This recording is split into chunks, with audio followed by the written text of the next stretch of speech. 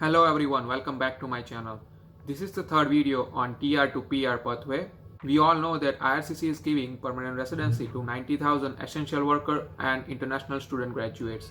We all are waiting for application guide, but IRCC has not released the application guide yet.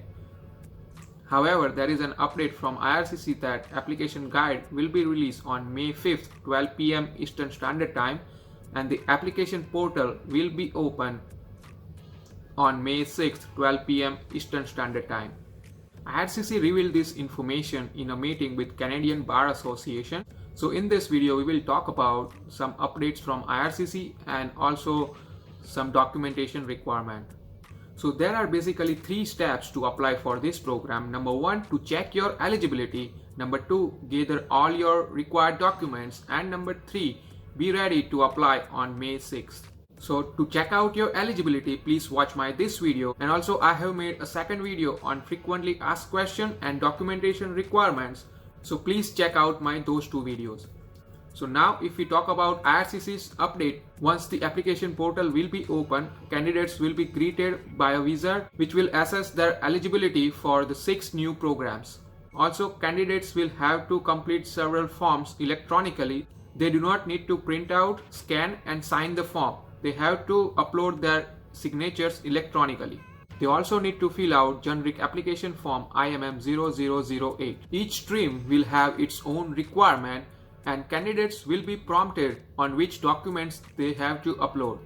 Once candidates complete their application, they will be invited to select a blue submit button, and IRCC will count each submission towards its various quotas. And the quota is 20,000 applications for essential healthcare workers, 30,000 applications for essential workers, 40,000 applications for international student graduates.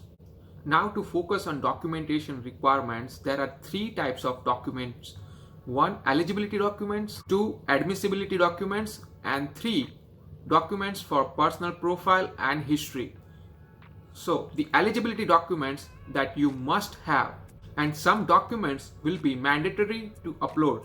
Now what I mean by mandatory is you have to upload your PCC and medical. Like, you do not need to have your PCC in hand, but at least you can show that you made a reasonable efforts to get your PCC, such as PCC confirmation, and if you have booked your medical exam, then you can upload that document as a proof. Now, if you have selected for international student graduate stream, then you must have your degree certificate with the transcript. If you don't have your degree certificate, then the degree completion letter from your college or university with the transcript will be fine. And if you are selected for essential worker stream, then you must have at least 1 year of full-time experience or equivalent part-time experience, as long as you meet the hours requirement, which is 1560 hours in essential occupation. Then you need to have your experience letter and some pay stubs to prove that requirement. The other must-have documents are your language test. You must have your language test results with no less than CLB 5.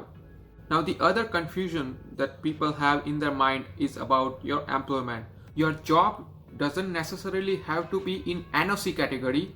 As long as you are working part-time or full-time in any job, you are eligible for this program. So you must be employed at the time of your application, and what proofs you need is job offer letter, your recent pay stubs, like you can upload 2 or 3 pay stubs with your job offer letter. After that, you must have your valid study permit or work permit, and you must be residing in Canada at the time of application and at the time of your application is approved. And to prove that, you must upload some valid documents that prove that you are residing in Canada. So those are some documents that you must have in order to be eligible for this program. If you don't have these documents, then you are not eligible for this program. Now the other admissibility documents are PCC and medicals. So as I explained you, if you don't have your PCC and medicals done, then you can upload the copies of your PCC confirmation or medical examination date confirmation. But you cannot just wait. You need to make some reasonable efforts to get those documents and to upload that proof that you made some reasonable efforts. And the other forms are for your personal history or personal profile, such as IMM 0008, which is a generic form, your family information form, travel history form, and other required documents.